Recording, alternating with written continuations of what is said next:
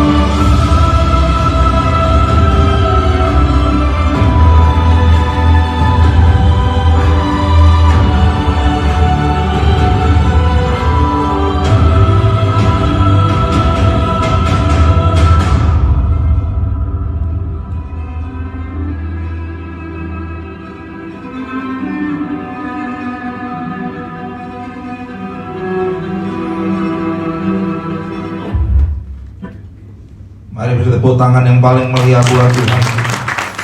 Terima kasih Tuhan. Terima kasih.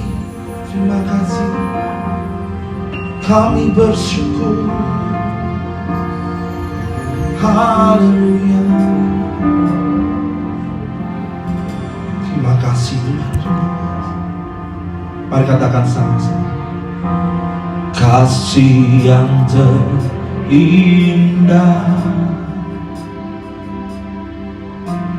hati yang mulia, hanya ku temukan di dalam-Mu, Yesusku.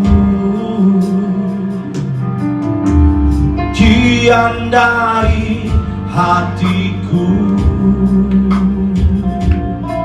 selalu di setiap waktuku,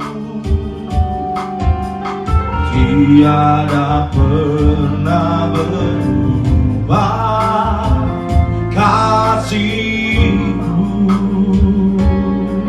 Mari sama-sama katakan, kasih yang terindah, hati yang mulia, hati yang mulia. Hanya ku temukan di dalam-Mu, Yesusku. Pujian dari hatiku selalu di setiap waktuku. Tiada pernah berubah kasih-Mu kepadaku. Karya terbesar dalam hidupku, pengorbanan-Mu yang selamatkanku. Engkaulah yang tak ternilai, yang ku miliki dan ku hargai. Katakan, Yesus Engkau ku kagumi. Mari yang percaya beri tepuk tangan yang paling mulia buat Tuhan kita. Sama-sama. Kasih yang terindah, hati yang mulia, hanya ku temukan di dalam-Mu, Yesusku. Pujian dari hatiku selalu di setiap waktuku. Tiada pernah berubah kasih-Mu kepadaku. Karya terbesar dalam hidupku, pengorbanan-Mu yang selamatkanku. Engkaulah yang tak ternilai, yang ku miliki dan ku hargai. Yesus Engkau ku kagumi. Karya terbesar dalam hidupku, pengorbanan-Mu yang selamatkanku. Engkaulah yang tak ternilai, yang ku miliki dan ku hargai. Yesus Engkau ku kagumi.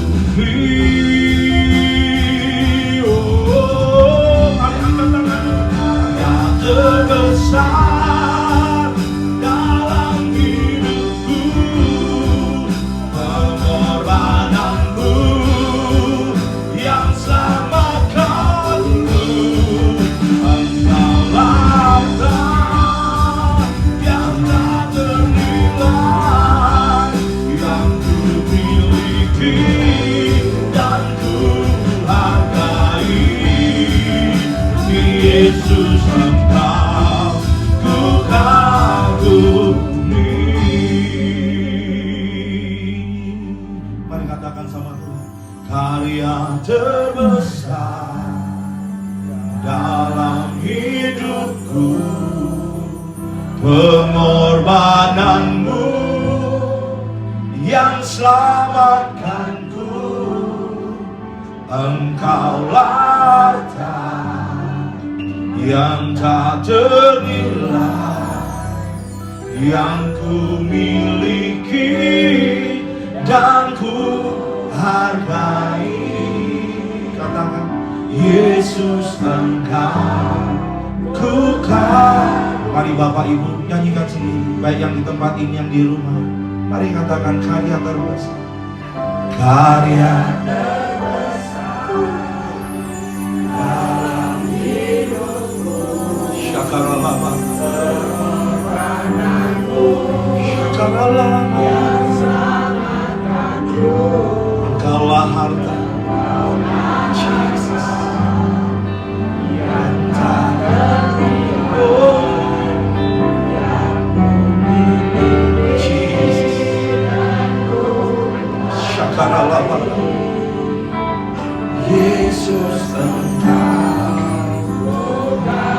Sekali lagi dengan penuh, karya terbesar dalam hidupku, pengorbananmu yang selamatkanku. Engkaulah harta yang tak ternilai, yang ku miliki dan ku hargai. Yesus Engkau ku kagumi. Oh, karya terbesar dalam hidupku, pengorbananmu yang selamatkanku. Engkaulah Tuhan yang tak ternilai, yang ku miliki dan ku hargai. Yesus Engkau ku kagumi. Karya terbesar dalam hidupku, pengorbananmu yang selamatkanku. Engkaulah yang tak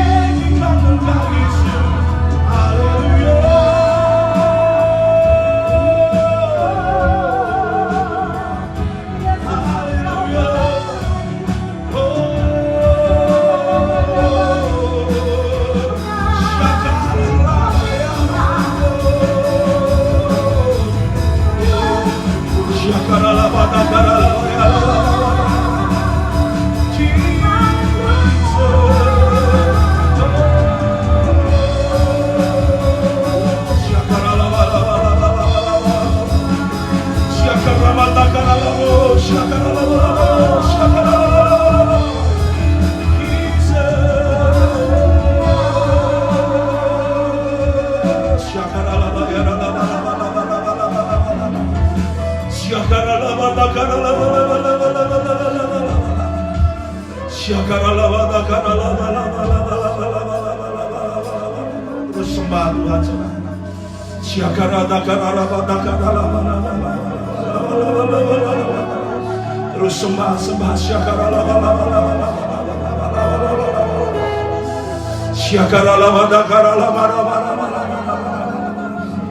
Mari jangan ada yang berdiam diri, sembah. Naikkan pujianmu saudara. Haleluya.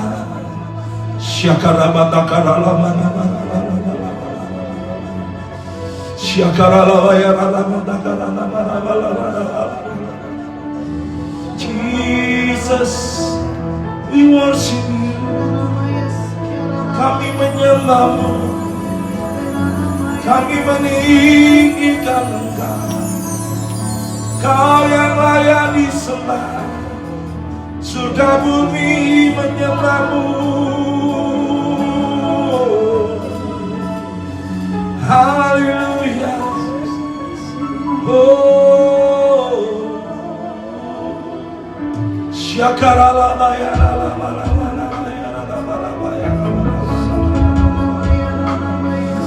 mari saudara bangun manusia rohmu.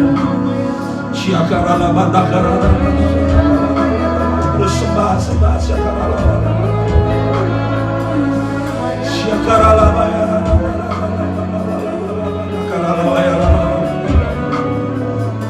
Kami mengasihimu, kami mencintaimu Tuhan. Haleluya.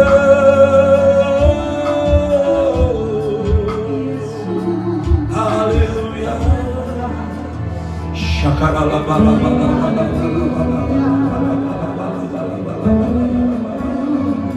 Jangan pernah berhenti saudara, terus sembah.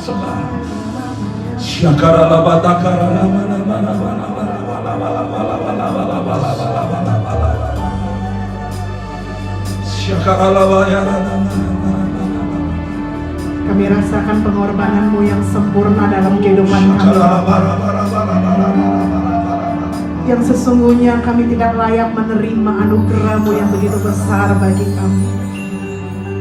Tapi kami dilayakkan Tuhan untuk kami boleh terima kemenangan.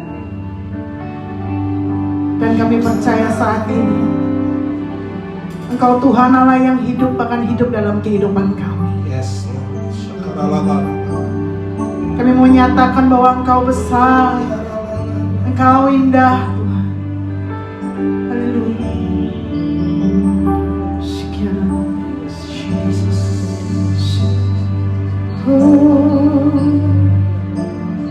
Sungguh besar pengorbananmu bagiku, terlalu dalam untuk dimengerti.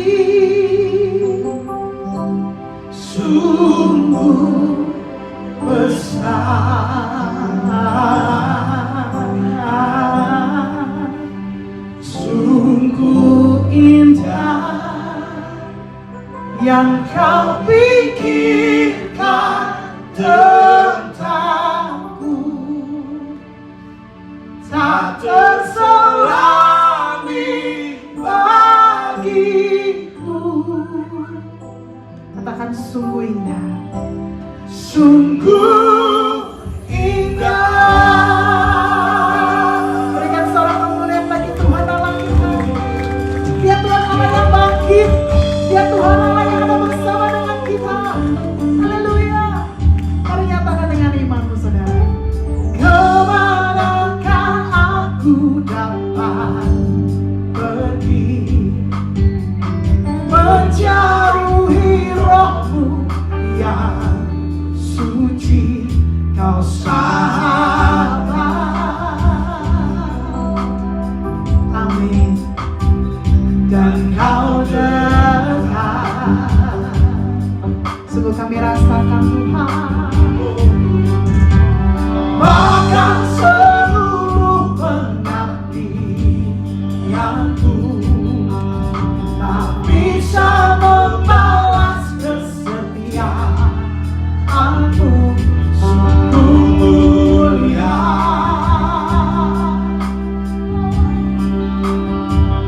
dan berharga, sungguh besar, sungguh besar pengorbananmu.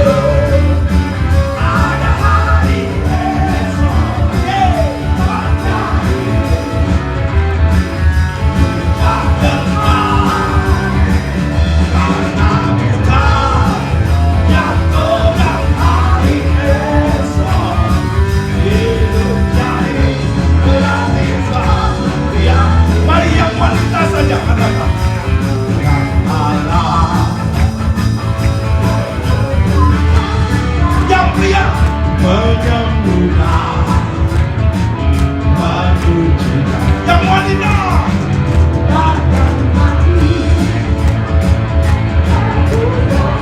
Yuk sama-sama katakan, ku berkuasa membuktikan Dia hidup. Mari yang percaya katakan, Dia hidup. Ada hari esok, Dia hidup. Ku tak kenal, akan juga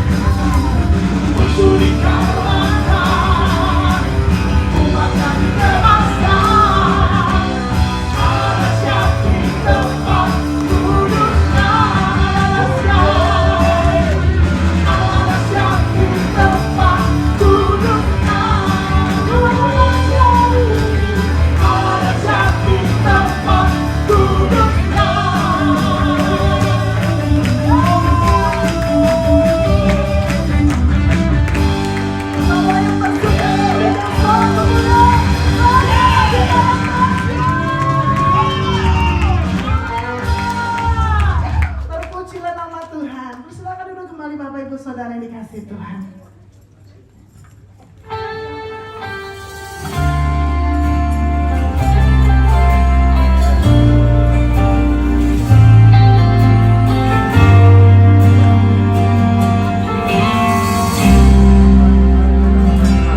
Above all powers, above all kings, above all nature and all created things, above all wisdom and all the ways of man.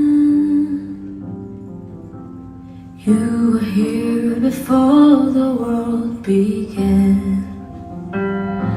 Above all kingdoms, above all thrones, above all wonders the world has ever known, above all wealth and treasures of the earth, there's no way to measure what you were.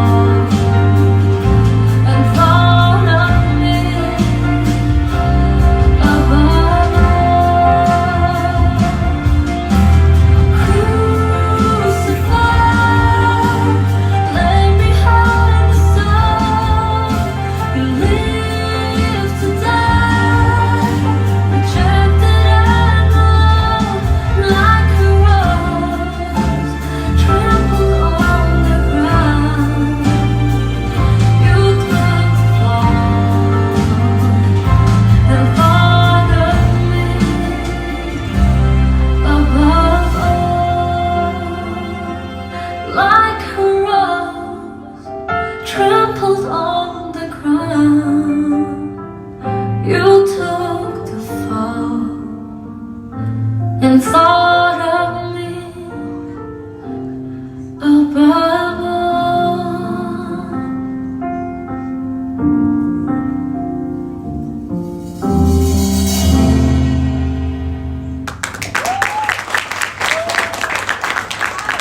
Sekali lagi beri tepuk tangan yang paling mulia buat Tuhan. Mari siapkan hati kita mau mendengarkan perkataan Tuhan. Tangkap benar-benar pesan yang nanti mau disampaikan oleh Bu Gembala. Pesan yang firman Tuhan akan disampaikan. Taruh dalam hati, lakukan.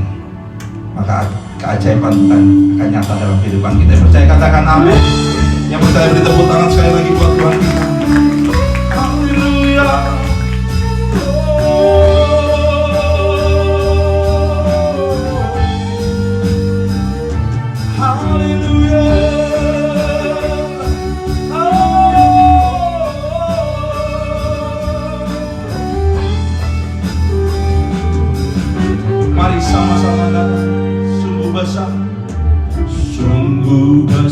setiamu nyata di sepanjang hidupku.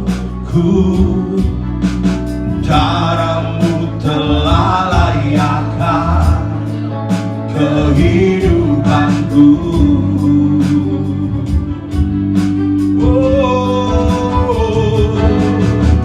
Tiada kata yang bisa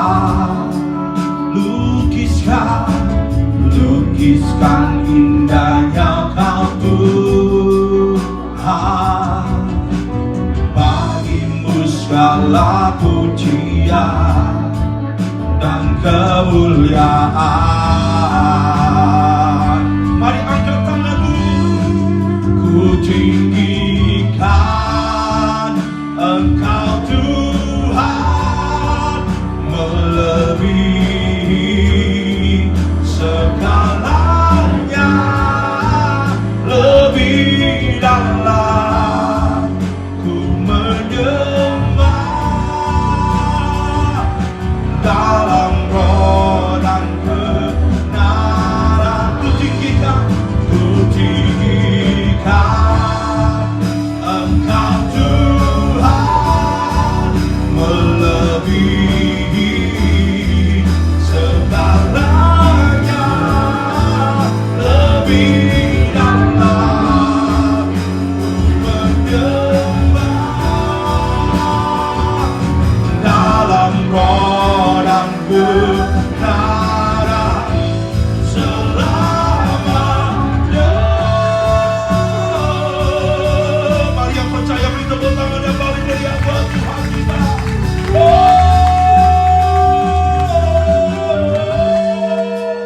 Katakan sama-sama, sungguh besar setiamu, nyata di sepanjang hidupku. Darahmu telah layakkan kehidupanku.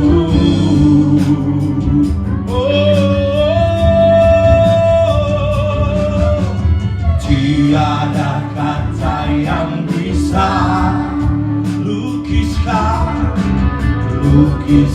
indahnya Kau Tuhan.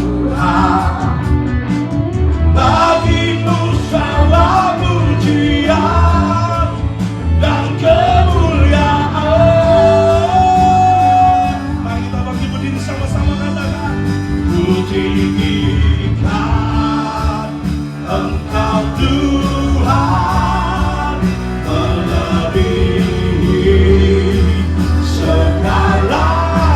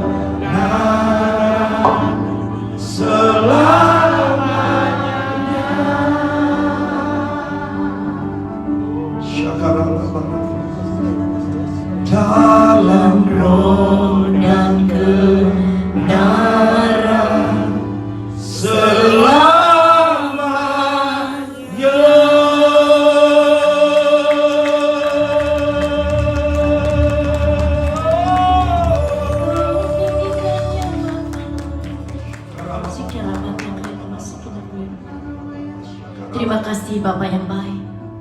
Pada saat ini Tuhan, kami teringat akan pengorbanan-Mu. Salib ya Bapa, suatu hal tabrakan antara kasih dan keadilan, sehingga terjadilah keselamatan. Antara kasih dan keadilan ada pengampunan. Terima kasih Bapa yang baik. Karena salib-Mu Tuhan, kami hidup. Karena salib-Mu Tuhan, ada satu kemenangan yang luar biasa. Terpujilah nama-Mu Yesus. Saat ini Tuhan, kami rindu ingin mendengar Tuhan satu pesan, satu kata hati-Mu Tuhan. Biar setiap kami yang di tempat ini Tuhan mengalami satu kebangkitan ya Bapa. Karena Engkau sudah bangkit, biar setiap kami mengalami kebangkitan dalam kehidupan kami. Jangan biarkan kami stuck ya Bapa. Jangan biarkan kami tidak menyadari betapa Engkau sudah memberikan pengorbanan yang luar biasa. Bahkan kami mengingat Tuhan segala sesuatu yang Engkau sudah kerjakan dalam kehidupan kami, yang membuat kami ada sebagaimana kami ada saat ini Tuhan. Terima kasih Bapa. Engkau tersalibkan Tuhan, bukan karena ada pikiran kotor di dalam pikiran-Mu, bukan karena tangan-Mu yang membuat kejahatan, bukan karena kaki-Mu yang melangkah dalam kemaksiatan, tapi itu semua Tuhan karena pikiran kami yang jahat. Itu semua karena tangan kami yang berbuat dosa. Itu semua karena kaki kami yang melangkahkan di jalan-jalan yang salah. Engkau begitu besar kasih-Mu ya Bapa, sehingga oleh itu Tuhan Engkau naik ke atas kayu salib.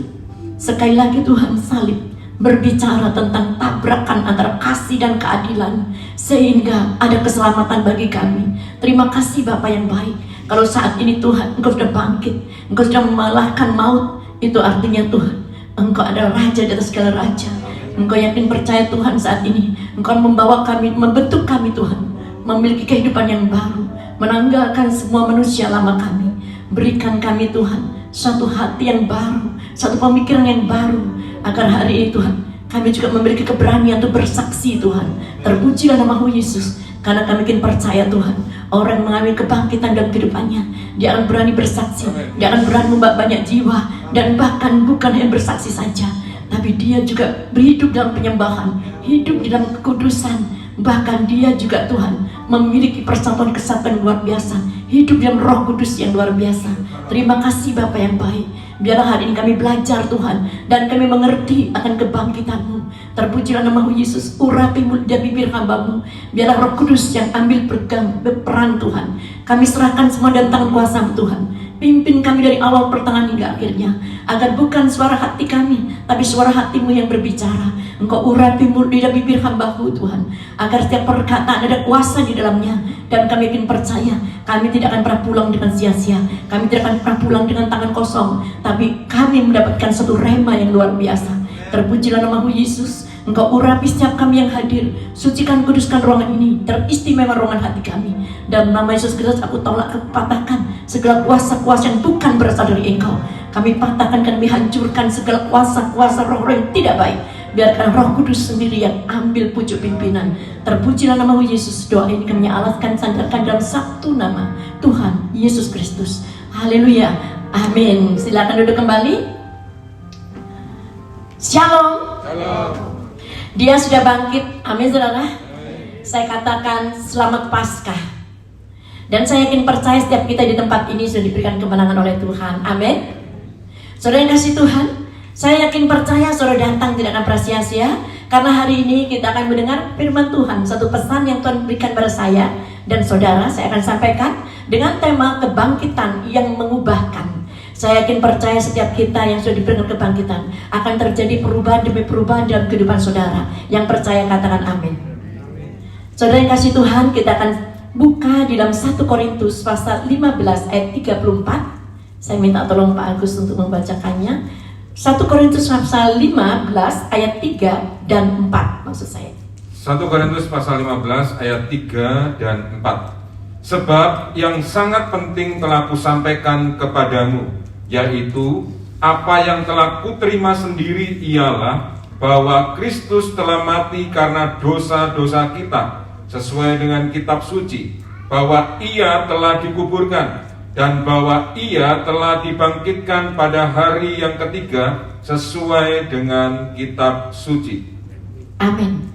Saudara yang kasih Tuhan, kalau hari ini kita merayakan Paskah, ini adalah hari kebangkitan Tuhan kita Yesus Kristus. Yesus masuk ke kubur hari Jumat. Dan hari Minggu pagi dia bangkit. Dan saya yakin percaya kebangkitan itu juga akan memberikan kita suatu kebangkitan dalam kehidupan kita.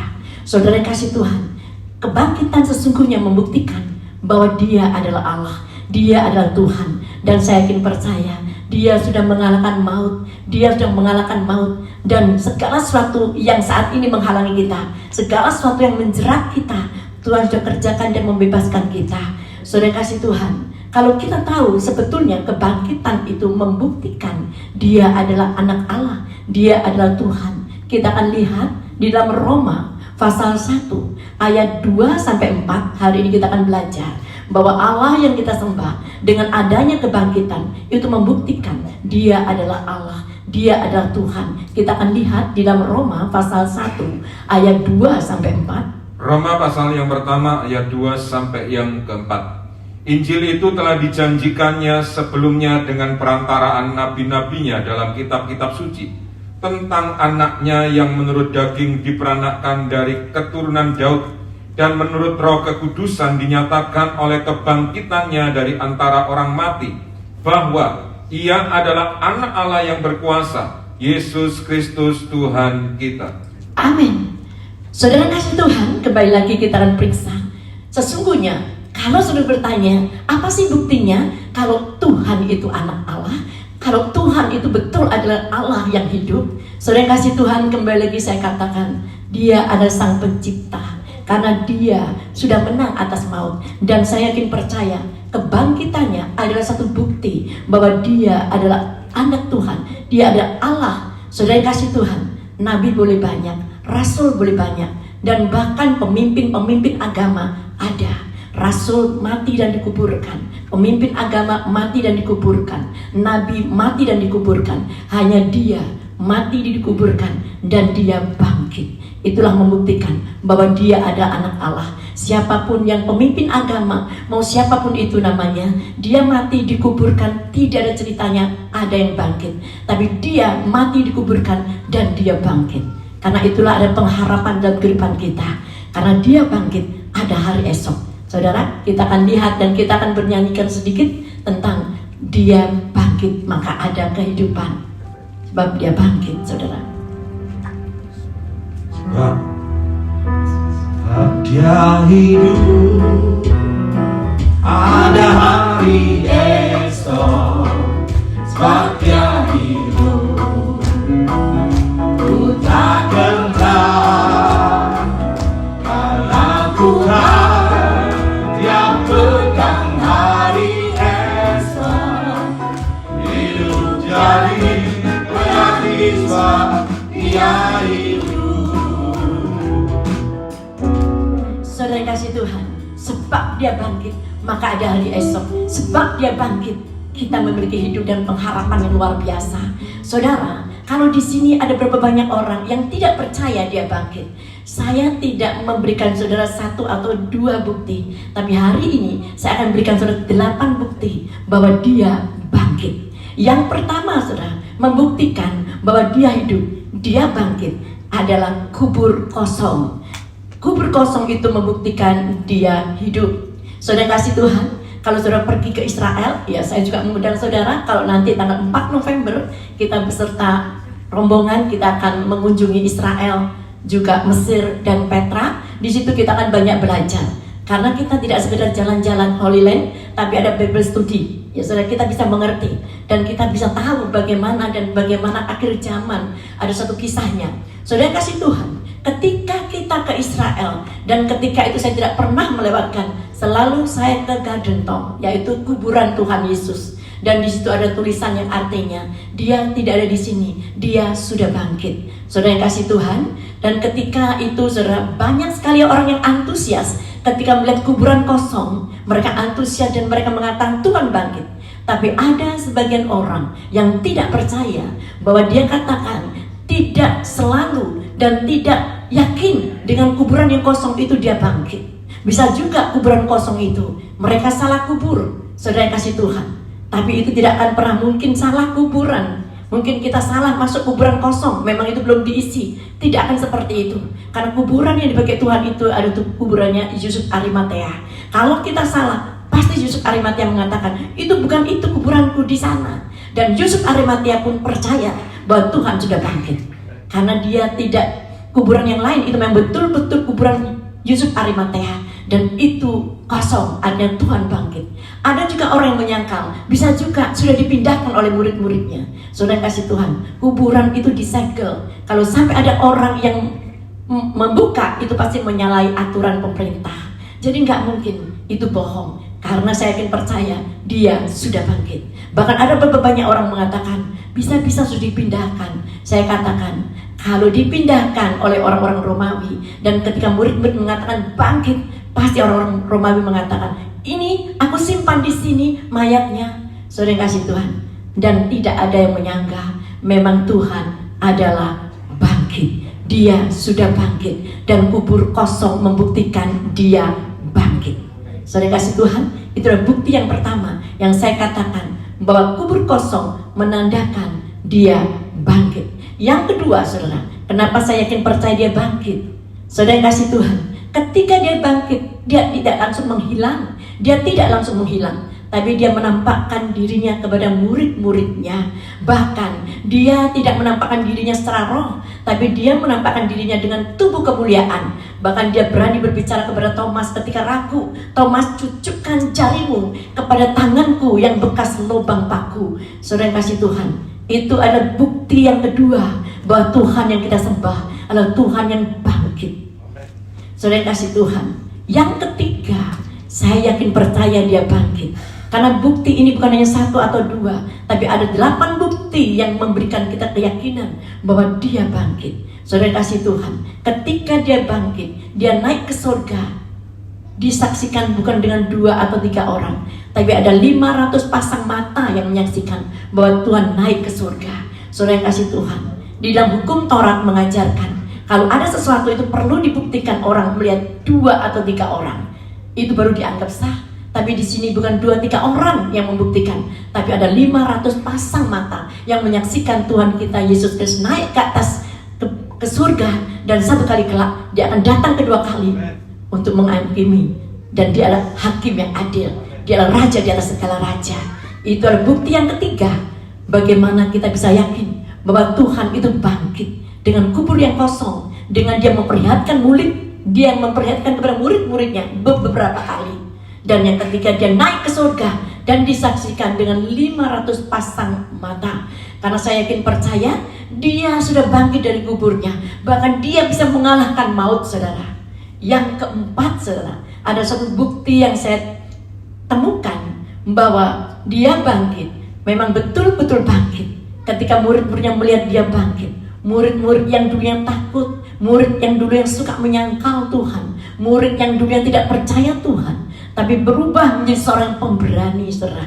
Bahkan saya yakin percaya, bukannya sekedar berani, saudara, tapi beberapa muridnya rela menjadi seorang martir. Saudara bisa yakin percaya, nggak akan pernah orang mau jadi martir, mati bagi orang yang memang betul-betul nggak bangkit. Itu namanya mati konyol. Tapi dia yakin Tuhan bangkit, maka murid-murid yang dulunya penakut, murid-murid yang dulu yang menyangkal dia, bahkan rela mati buat Tuhan. Amin, saudara. Itu adalah bukti yang keempat kenapa saya kata dia bangkit. Yang kelima, bukti yang kelima kenapa saya yakin percaya bahwa dia bangkit, saudara. Yang kelima, karena hari-hari ini kita juga melihat, karena gereja itu berdiri, saudara, dan 3.000 jiwa dimenangkan pada hari Pentakosta, dan 5.000, dan sampai sekarang Kristen dan Katolik itu menjadi agama yang terbesar di seluruh dunia. Kalau Yesus tidak bangkit, maka sia-sia iman kita. Kalau Yesus tidak bangkit, maka kita percuma percaya dia. Karena saya yakin percaya, Yesus bangkit, kekristenan menjadi agama yang terbesar, dan gereja berdiri. Saudara yang kasih Tuhan, jangan pernah meragukan kebangkitan Tuhan. Ada 8 bukti membuktikan bahwa dia bangkit. Yang keenam, saya tangkap, kita yakin percaya dia bangkit karena ibadah berubah. Ketika dulu Tuhan mengatakan, hormatilah hari Sabat. Hari Sabat itu hari apa, saudara? Hari Sabtu. Dulunya hari Sabtu. Tapi ketika itu Tuhan merubah hari Minggu, dan hari ini kita ibadah hari Minggu, saudara. Kalau itu aturan Tuhan dan kita langgar, itu salah. Tapi Tuhan sendiri yang mengatakan hari Minggu. Kenapa dia bisa merubah hari, saudara? Karena hari dia menciptakan Tuhan. Maaf, Tuhan yang menciptakan hari. Jadi mau kemana dia mau berubah hari, itu nggak masalah. Karena Tuhan itu yang menciptakan hari. Yang dulunya Sabtu, dirubah ibadah sekarang Minggu. Bahkan orang-orang Yahudi, orang Israel juga merayakan Paskah tidak setahun sekali seperti kita, tapi dia merayakan Paskah setiap minggu, saudara. Dan karena itu sampai hari ini ibadah itu hari Minggu, bukan hari Sabtu lagi. Itu suatu bukti. Karena ibadah berubah menjadi hari Minggu, itu membuktikan dia bangkit. Dia bangkit hari Minggu, Paskah. Saudara kasih Tuhan, karena Tuhan yang menciptakan hari, dia bisa mengubah sesuai dengan keinginan hatinya. Saudara tahu, gereja mula-mula tidak merayakan Paskah setahun sekali, tapi dia merayakan Paskah setiap minggu, saudara. Dan kebaktian hari Sabtu sudah tidak lagi, saudara, tapi hari Minggu lah yang sekarang terjadi. Yang ketujuh, kenapa saya percaya bahwa Tuhan itu bangkit? Adanya kitab perjanjian baru. Saudara kasih Tuhan, saudara bisa melihat di dalam kitab perjanjian baru. Itu ada bukti bahwa Tuhan kita bangkit.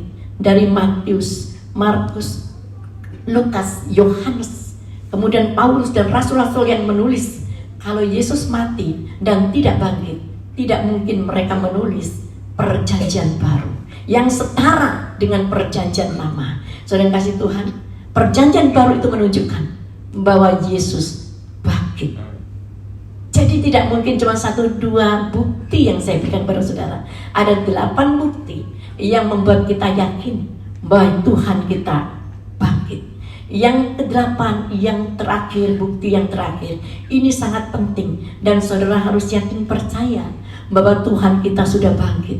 Setiap kita anak Tuhan, kalau kita ada pelayanan mengusir setan, roh-roh jahat kita lepaskan, kita ikat, kita patahkan. Dengan nama siapa? Dengan nama Yesus. Aku patahkan, aku hancurkan segala kuasa-kuasa kegelapan. Gak ada pakai nama yang lain kan?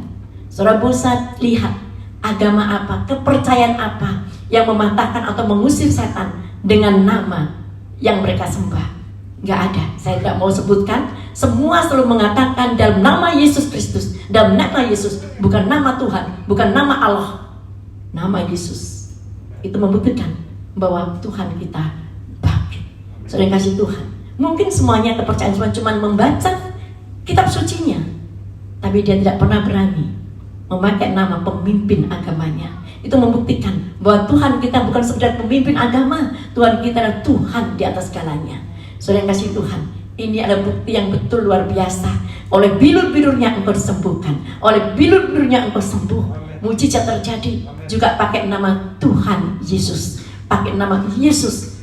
Ketika saya pelayanan dan pelepasan, ketika saya pelayanan dan pengurapan, selalu saya pakai nama Yesus. Bukan Allah, bukan Tuhan, tapi dalam nama Yesus aku ikat, aku patahkan engkau. Dalam nama Yesus, darah Yesus, selalu Yesus. Amin. Itu membuktikan secara akurat bahwa dia adalah Allah. Ini 8 bukti yang bisa kita pegang. Selanjutnya saudara, Tuhan sudah bangkit. Dan kalau kita tidak bangkit, maka sia-sialah kita. Dan ada satu tanda, orang yang mengalami kuasa kebangkitan pasti ada tanda-tandanya, pasti ada ciri-cirinya. Dan saya yakin percaya, saya temukan di tempat ini, yaitu saudara semuanya memiliki ciri-ciri kebangkitan dalam kehidupanmu. Saudara kasih Tuhan, kalau tadi kita secara singkat sudah melihat ada 8 bukti yang membuktikan bahwa Tuhan kita bangkit. Kubur kosong dan semua pernyataan Tuhan yang memperlihatkan kepada murid-muridnya bukan dengan roh, tapi dengan tubuh kemuliaan. Dia menjumpai murid-muridnya. Dan banyak lagi yang seperti saya sebutkan tadi, ada 8 bukti bahwa Tuhan yang kita sembah adalah Tuhan yang bangkit. Bahkan banyak yang rela menjadi martir. Itu membuktikan dia tidak mati konyol, tapi dia menyaksikan bahwa dia melihat Tuhan yang bangkit. Selanjutnya apa sih ciri-cirinya orang yang mengalami kuasa kebangkitan Kristus? Kita akan lihat apa ciri-ciri orang yang mengalami kebangkitan Kristus. Dan saya berdoa itu ada di antara saudara tanda-tanda itu. Yang percaya katakan amin.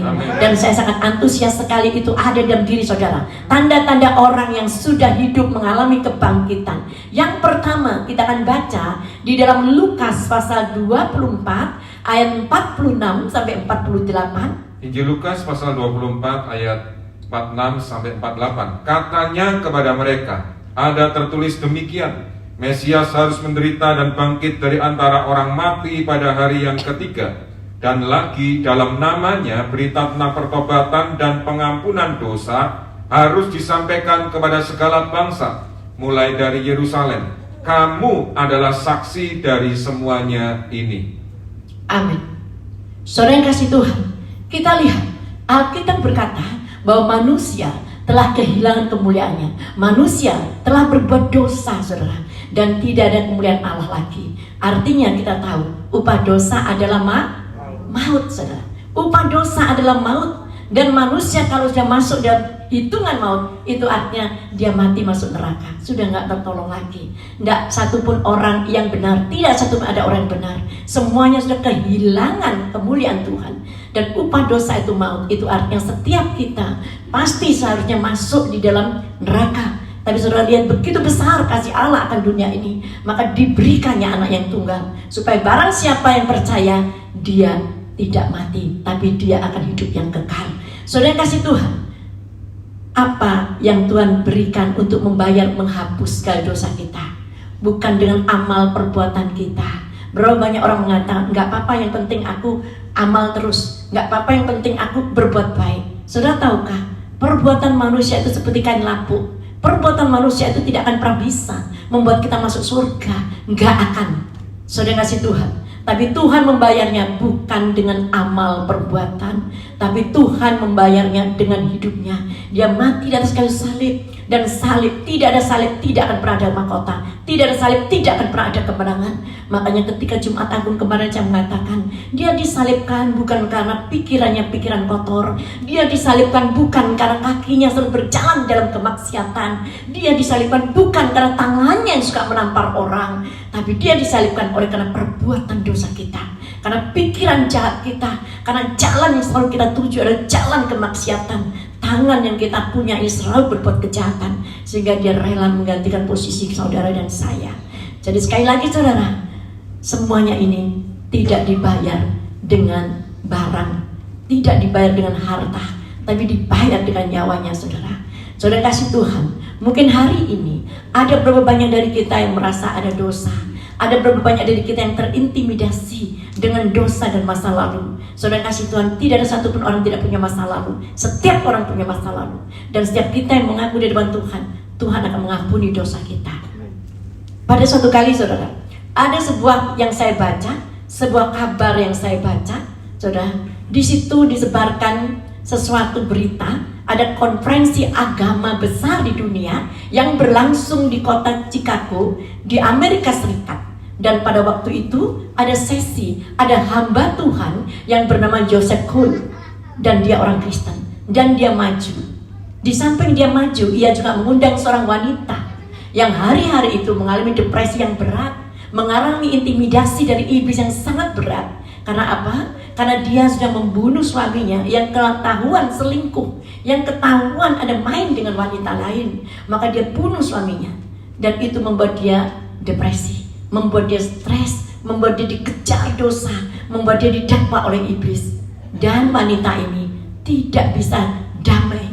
Dan Yosef Kul ini bertanya, di antara Anda, apakah ada dalam kepercayaan Anda yang bisa membuat wanita ini terbebas dari rasa stres depresi? Semuanya terdiam. Lalu Yosef Kul membacakan di dalam 1 Yohanes pasal 1 ayat 7. 1 Yohanes 1 ayat 7. Tetapi jika kita hidup di dalam terang sama seperti Dia ada di dalam terang, maka kita beroleh persekutuan seorang dengan yang lain, dan darah Yesus anaknya itu menyucikan kita daripada segala dosa. Amin. Saudara kasih Tuhan, indah Tuhan kita Yesus Kristus. Dia sanggup mengampuni segala dosa kita.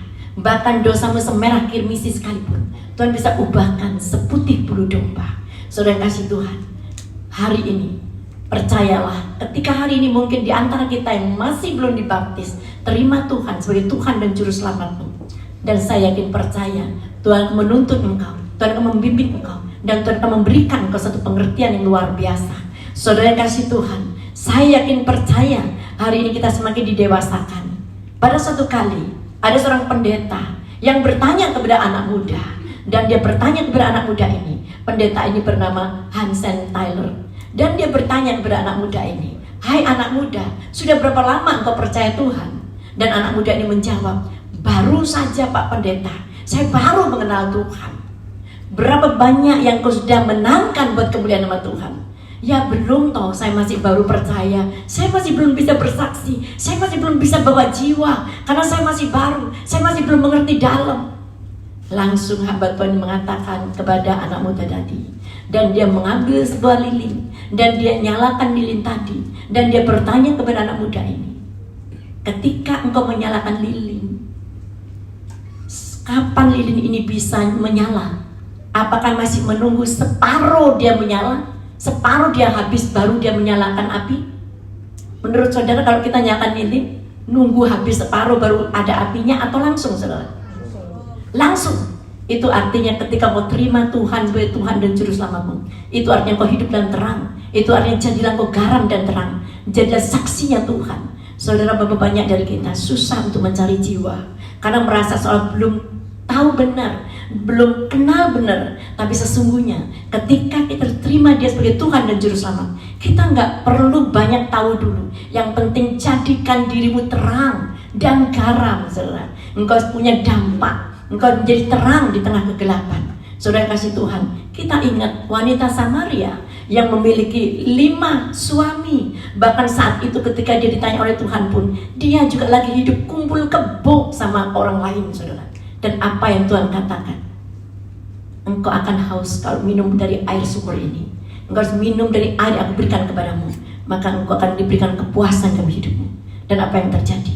Mari, wanita Samaria ini ketika berjumpa dengan Tuhan, ada perubahan di dalam kehidupannya. Maka dia pergi ke kampung dan menyatakan bahwa dia sudah bertemu dengan Tuhan, dan satu kampung bisa percaya kepada Tuhan. Bukan karena hebatnya perkataan wanita Samaria ini, karena ketika kita berjumpa dengan Tuhan, maka hidup kita berubah. Pengalaman kita mempunyai pengalaman yang luar biasa. Dan saya yakin percaya terobosan demi terobosan terjadi di kehidupanmu. Ketika engkau mengalami kebangkitan dari Tuhan, engkau akan berubah di dalam segala perkataanmu, berubah di dalam perbuatanmu. Engkau akan memiliki satu keberanian untuk bersaksi dan menginjil kepada Tuhan.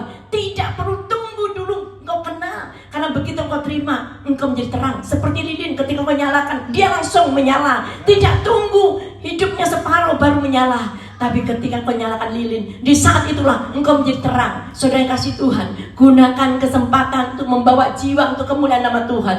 Karena Tuhan ingin kita berbuah. Kehidupan orang Kristen hanya 2, berbuah atau dipotong.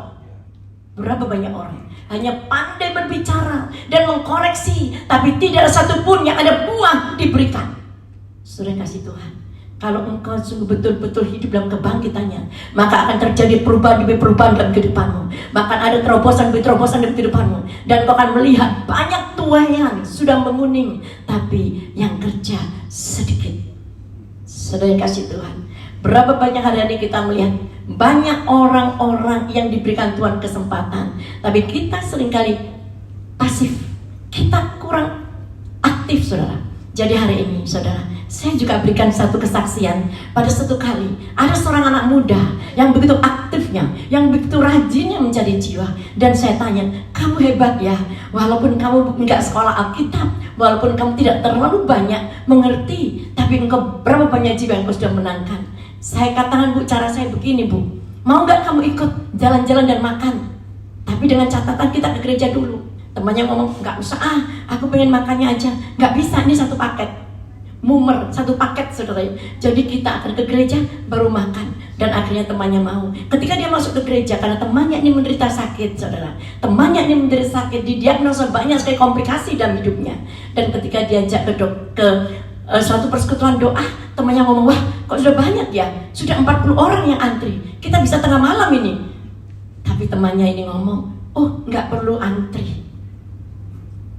Terus dia lihat, wah betul juga ya, ini dokter sudah pengalaman ya, bukunya aja tebel, dan sebelum memeriksa pakai seperti motivator, menyanyi dan kesaksian, berarti ini sudah banyak menyembuhkan orang. Tapi kayaknya dia bukan Yesus yang kau kenalkan, ini wakil Yesus.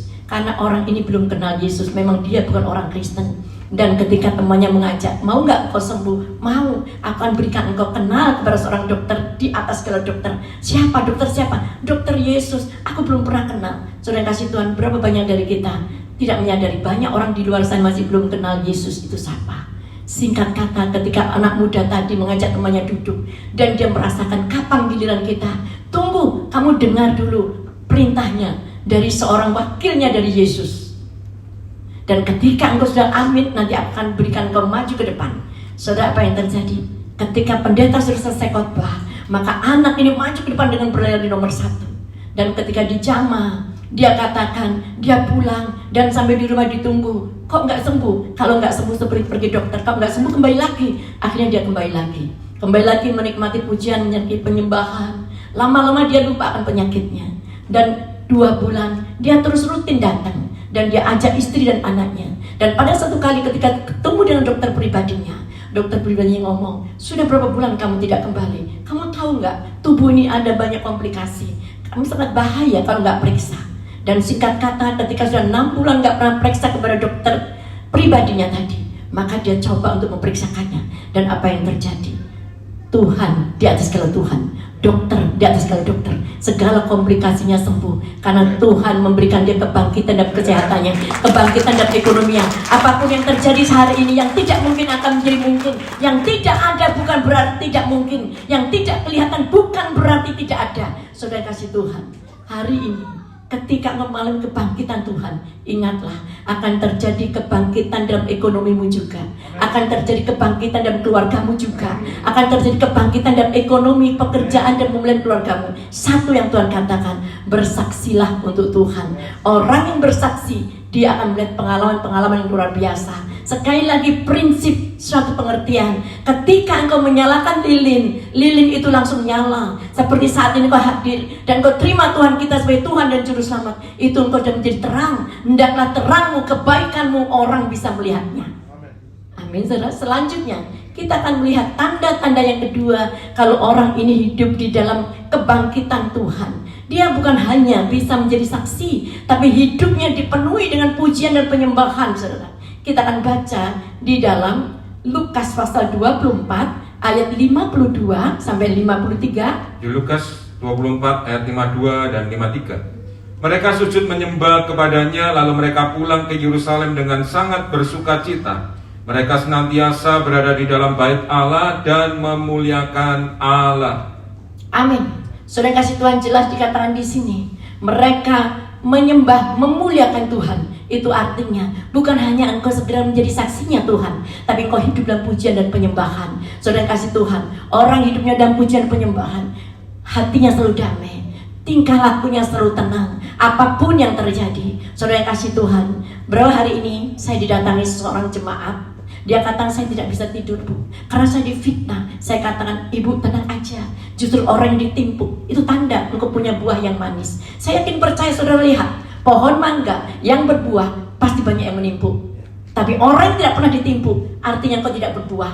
Semakin engkau ditimpuk banyak orang, semakin batu-batu itu meracap engkau, itu artinya engkau memiliki buah yang manis. Saudara kasih Tuhan, berapa banyak orang yang mengatakan, iya Bu, saya dikatakan saya suka dimanfaatin orang. Justru engkau bermanfaat. Kalau orang tidak punya manfaat, tidak akan pernah dimanfaatkan orang.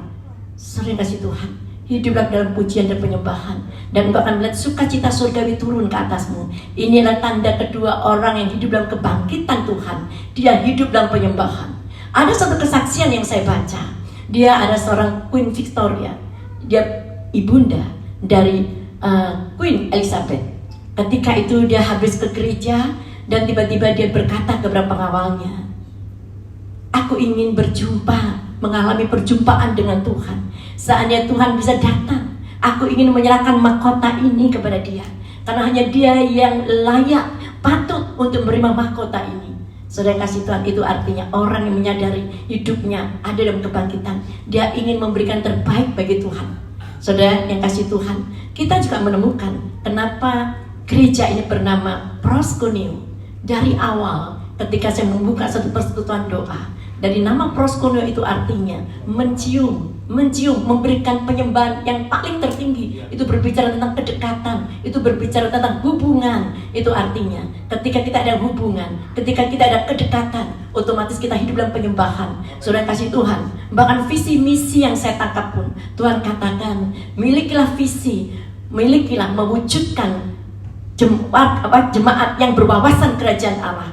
Wujudkan jemaat yang berwawasan kerajaan Allah dan berkarakter seperti Kristus. Dan setiap saat karakter ini yang selalu dikerat, karakter ini yang selalu digali. Biarlah lewat perbuatan kita, lewat tingkah laku kita tetap memuliakan Tuhan. Saudara yang kasih Tuhan, berapa banyak orang mungkin tidak percaya dengan apa yang kita katakan. Tetaplah tenang, tetap punya prinsip. Hidup kita bukan hanya fokus dengan masalah kita, fokus dengan apa Tuhan yang aku ingin kerjakan untuk menyenangkan hatimu. Selanjutnya saudara, kita lihat di dalam Wahyu pasal 4 ayat 8-9. Wahyu pasal 4 ayat 8 dan 9. Dan keempat makhluk itu masing-masing bersayap 6, sekelilingnya dan di sebelah dalamnya penuh dengan mata, dan tidak berhenti-hentinya mereka berseru siang dan malam, Kudus, kudus, kuduslah Tuhan Allah yang Maha Kuasa, yang sudah ada dan yang akan datang. Dan setiap kali makhluk-makhluk itu mempersembahkan puji-pujian dan hormat dan ucapan syukur kepada Dia yang duduk di atas tahta itu dan yang hidup sampai selama-lamanya. Amin. Saudara, hidup dalam pujian. Di surga nanti paling banyak pekerjaan kita juga memuji dan menyembah Dia. Dan saudara, kalau di sini mungkin duduk 1,5 jam aja, waduh sudah tidak kerasan, pokoknya sudah pindah-pindah. Bagaimana besok di surga, saudara? Seumur hidup kekal kita memuji menyembah. Kalau sudah tidak kerasan, berarti saudara ke neraka aja. Di neraka banyak artis, jadi nggak perlu kita memuji menyembah Tuhan. Jadi kalau kita nggak tahan menyembah Tuhan di bumi, itu satu tanda-tanda, saudara. Jadi hari ini hidup dalam penyembahan, hidup di dalam penyembahan. Karena besok kalau kita di surga, pekerjaan kita paling banyak itu menyembah, saudara. Jadi hari ini saudara, latihlah dirimu menyembah, memuji Tuhan. Dalam segala keadaan pun, ada banyak masalah, tantangan yang saya hadapi, tapi saya selalu selesaikan itu di hadapan Tuhan. Tuhan adalah sahabat yang sejati. Tuhan tahu apa yang kita perlukan dan apa yang menjadi pergumulan kita. Saudara kasih Tuhan, jadi hari ini tetaplah hidup dalam penyembahan. Bahkan saya ingat firman-Nya Tuhan mengatakan, aku berkenan kepada Daud. Dia sangat berkenan di hadapanku. Dalam hati, kenapa ya kok Daud aja yang berkenan kepada Tuhan? Sedangkan Daud itu pernah membunuh. Betul nggak, saudara? Pernah berzina nggak? Pernah. Pernah membunuh? Pernah berzina? Pernah sombong nggak? Pernah. Tapi kenapa Daud dikatakan aku berkenan kepada Dia? Karena hidupnya Daud hidup dalam penyembahan. 7 kali sehari dia menyembah. Saudara sepupu kita kalah, dia 5 kali, dia 7 kali, saudara. Hitung-hitung 24 jam, 3,5 jam sekali dia menyembah Tuhan. Saudara kasih Tuhan, kalau engkau ingin berkenan di hadapan Tuhan, tetaplah hidup dalam penyembahan dan doa. Bagaimana bukan gak kerja?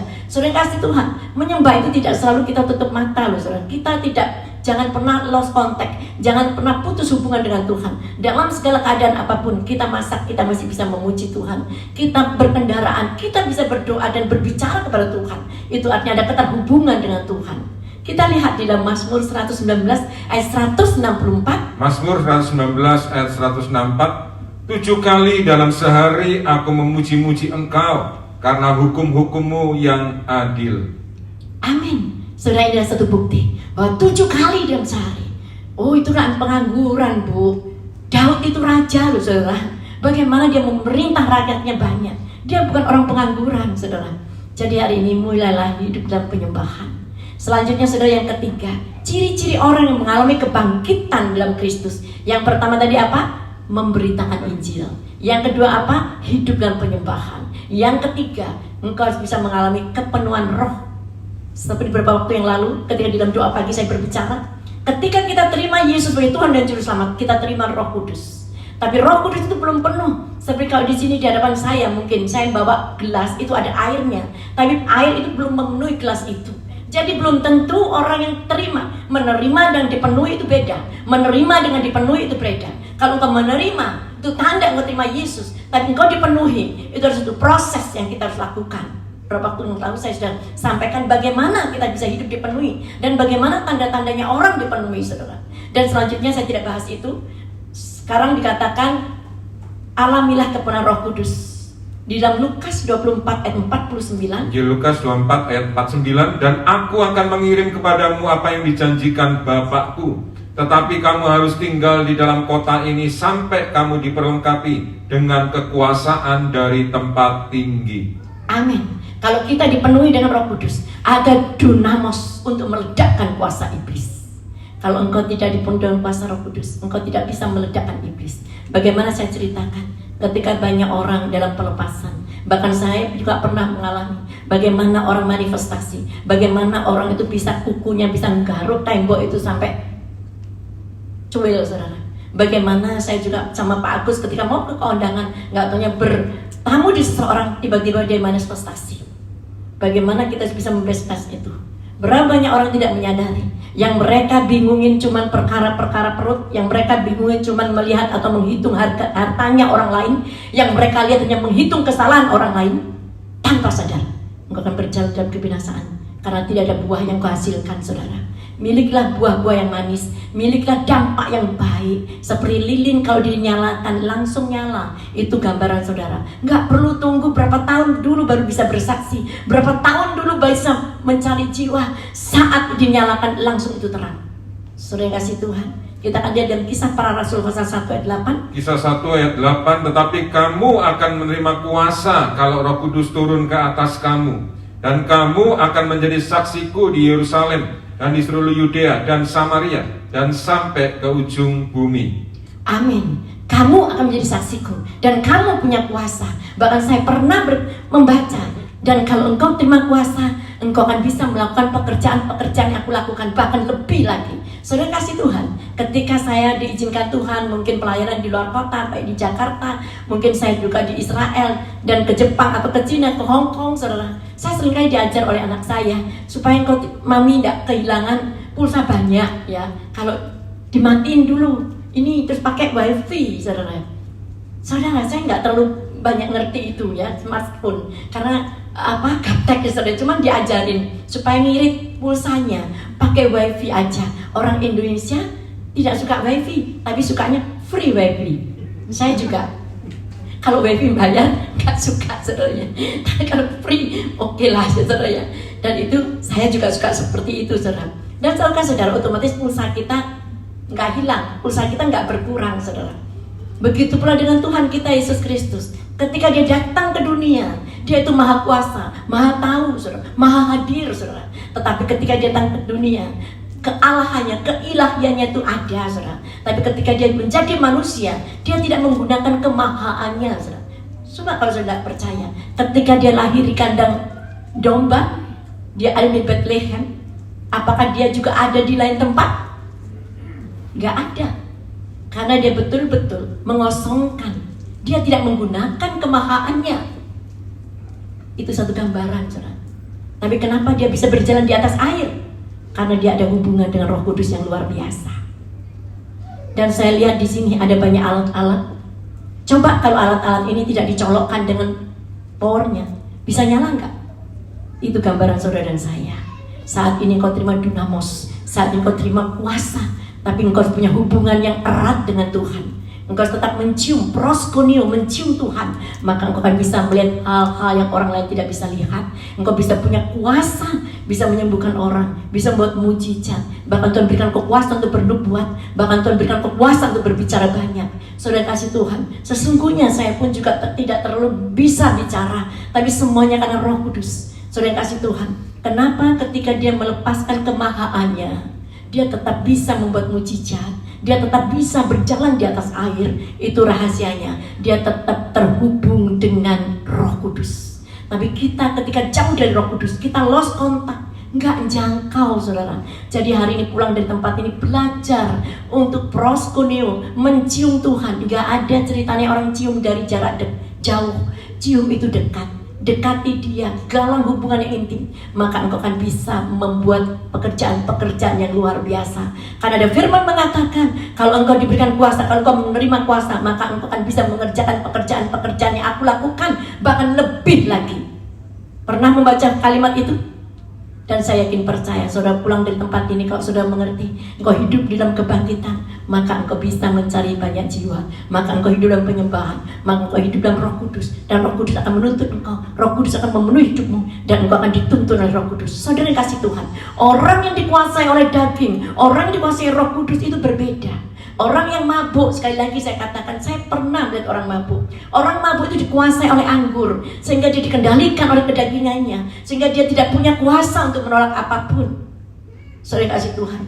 Dan dia akhirnya terlentang di pinggir jalan dan berdiri tertatih-tatih, memeluk tiang listrik dan berbicara dengan tiang listrik karena dikendalikan oleh anggur.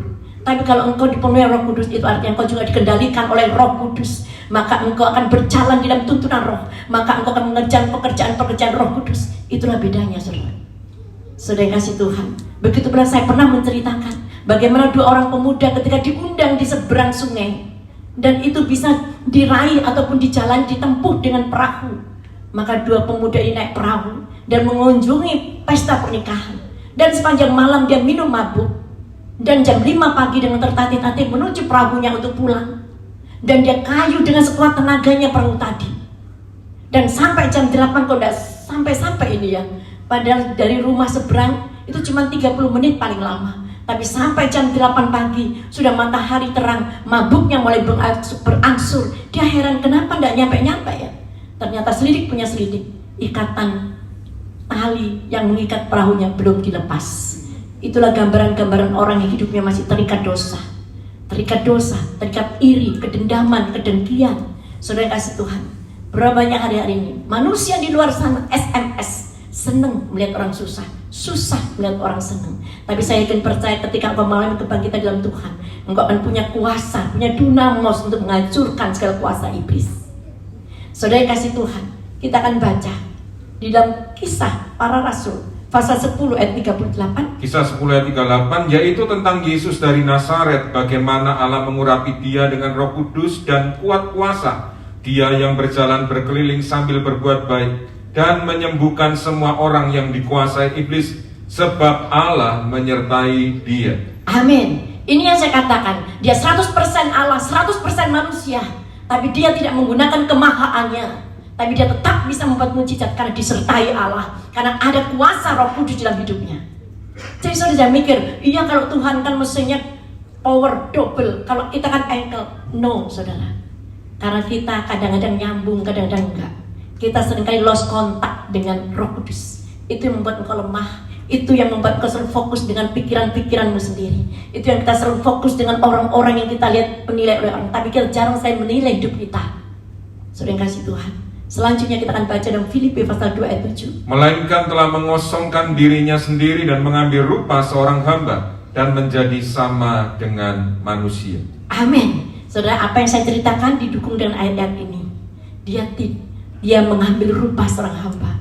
Dia ketika datang ke dunia sebagai manusia 100% juga sebagai 100% Allah. Tapi dia tidak menggunakan kemahaannya. Tapi dia bisa membuat segala sesuatunya karena dia dituntun dan dikuasai oleh Roh Kudus. Selanjutnya saya lihat di sini yang terakhir, apa sih ciri-ciri orang yang terhubung dengan Roh Kudus? Karena hari ini saya yakin percaya saudara dipenuhi oleh Roh Kudus. Karena saudara melihat kebangkitan Tuhan, sehingga saudara juga dibangkitkan dalam kehidupanmu. Dan biar kita hidup dalam penuhkan Roh Kudus. Yang pertama, ciri-ciri orang yang dipenuhi oleh Roh Kudus di dalam Kisah Para Rasul pasal 2 ayat 42. Kisah 2 ayat 42, mereka bertekun dalam pengajaran rasul-rasul dan dalam persekutuan, dan mereka selalu berkumpul untuk memecahkan roti dan berdoa. Amin. Ini yang kita lakukan. Jangan engkau menjauhi ibadah. Itu ada dalam Ibrani 10:25. Kita harus berkumpul untuk memecahkan roti, berbagi, berbicara, sharing. Itu akan membuat kita semakin hari semakin hidup dalam Roh Kudus. Amin, saudara. Dan yang kedua, kita akan baca di dalam Kisah Para Rasul pasal 2 ayat 44 sampai 45. Kisah 2 ayat 44 dan 45.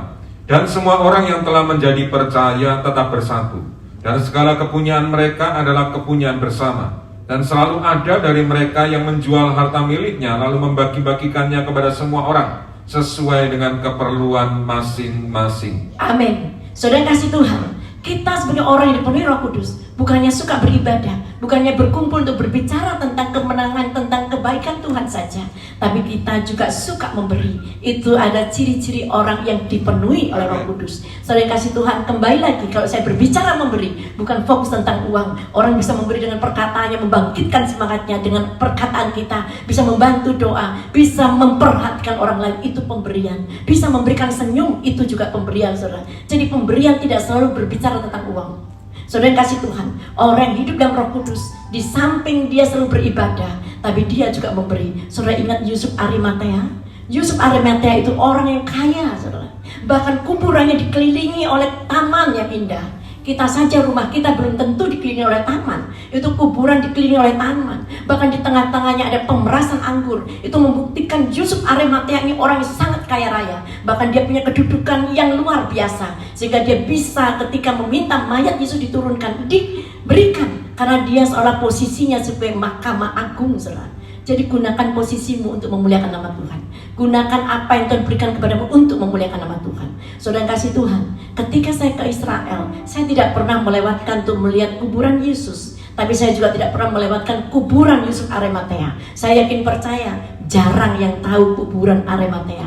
Kenapa saya selalu ke sana? Karena di situ akan mencelikkan mata kita bahwa orang yang betul-betul dipenuhi Roh Kudus, dia akan memberikan. Saudara tahu, Yusuf Arimatea kuburannya dipakai oleh Tuhan. Dan ketika itu mungkin Tuhan ngomong, "Hei Sup, boleh nggak aku pinjam kuburanmu ya?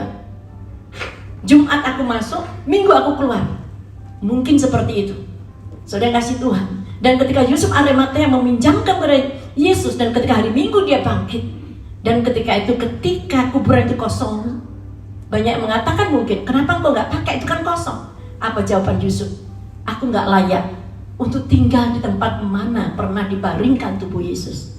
Mungkin saya pun juga akan berbicara seperti itu. Kalau Tuhan izinkan saya seperti Yusuf Arimatea. Saudara tahu kenapa saya selalu mengunjungi kuburan Yusuf Arimatea? Kuburan Yusuf Arimatea sangat buruk dan pengap, kecil. Orang gak tahan kalau sudah di kuburan Yusuf Arimatea. Tapi kalau di Garden Town, orang senang. Itu memberikan saya, mencelikkan pikiran saya. Ternyata orang yang dipenuhi Roh Kudus, dia menomorsatukan Tuhan. Yang buruk untuk aku, yang baik untuk Tuhan. Biarlah aku semakin hari semakin berkurang, Tuhan yang semakin bertambah. Saya selalu mengajak peserta dan membicarakan seperti itu. Inilah bukti dan ciri-ciri orang yang dipenuhi dengan Roh Kudus. Dia punya kuburan yang hebat, yang megah, tapi dia tidak mau tinggal. Bahkan kalau yang sudah kosong pun dia tidak mau menempatinya. Yang dia sudah berikan, dia tidak akan pernah ambil kembali. Dan dia ngambil yang paling buruk, paling kecil, pengap. Dan saya yakin percaya, mungkin di sini dia tidak memiliki kuburan yang indah, tapi saya yakin percaya di surga dia memiliki rumah yang luar biasa. Dan saya yakin percaya itu ada di tempat ini saudara yang punya sifat seperti Yusuf Arimatea. Dan saya katakan saudara, orang-orang yang dipilih Tuhan, saudara adalah orang pilihan Tuhan dan umat penebusan Tuhan. Dan saudara akan pulang dengan tangan kuasa yang luar biasa. Engkau tidak akan pernah pulang dengan tangan kosong. Dan saya doakan saudara semua di tempat ini terima pengurapan dari Tuhan. Ada urapan imam dan raja. Inna makaya daramasiki naboiramata. Urapan Tuhan turun ke atasmu. Dan saya yakin percaya engkau akan semakin hari mengejar perkenanan Tuhan, penyertaan Tuhan. Dan saya yakin percaya, masuklah dalam frekuensi surgawi, dimensi ilahi. Itu yang membuat engkau semakin hari semakin peka dan tajam. Semakin hari semakin ada damai. Damaimu, sukacitamu bukan karena kehebatan dunia, karena keindahan Tuhan akan memudarkan keindahan dunia ini. Karena Tuhanlah segalanya. Amin. Saudara, saya akan undang, kita akan menyanyi sedikit.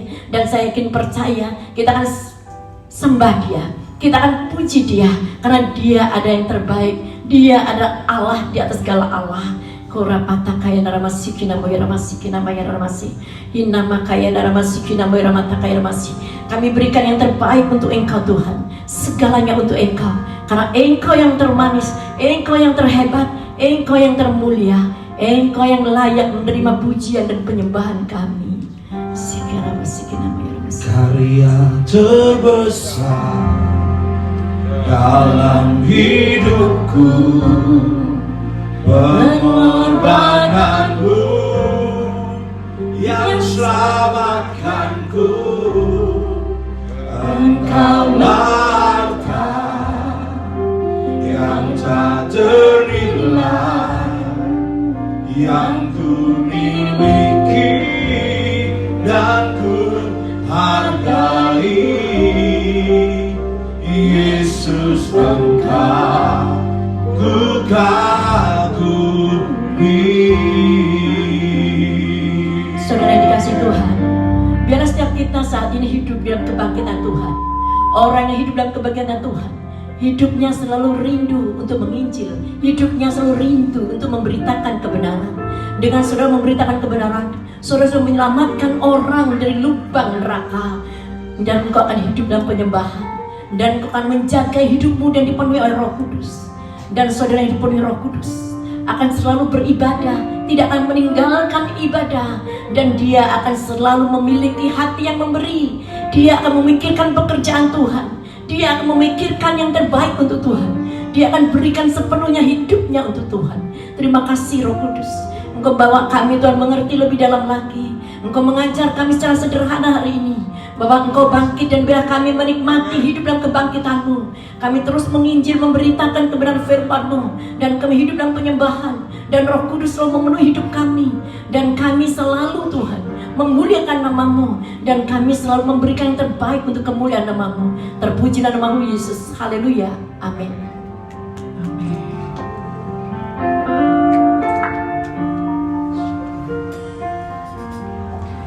Haleluya, puji nama Tuhan. Kita sudah diberkati oleh firman Tuhan. Amin. Mari berikan sorak kemuliaan bagi Tuhan Allah kita. Haleluya. Biarlah hidup kita dipenuhi oleh kemuliaan Tuhan, dan senantiasa kita memuliakan Tuhan kita. Amin. Mari kita memberikan yang terbaik, persembahan syukur kita kepada Tuhan. Sebelum kita memberi persembahan syukur kita akan berdoa, mengucap syukur untuk kebaikan Tuhan, bahkan karya salib-Mu menyelamatkan hidup kami. Terima kasih Tuhan Yesus untuk firman-Mu, luar biasa mengingatkan kami hari ini. Biarlah hidup kami boleh menjadi alat bagi kemuliaan-Mu, dan senantiasa memuliakan-Mu dalam segala aspek kehidupan kami. Terima kasih Tuhan kalau kami sudah diberkati oleh firman Tuhan. Sebentar kami akan mempersembahkan korban syukur kami. Yang terbaik rindu kami persembahkan untuk kemuliaan nama-Mu. Di dalam nama Tuhan Yesus, kita umat Tuhan yang siap memberi yang terbaik, bersama kita katakan amin.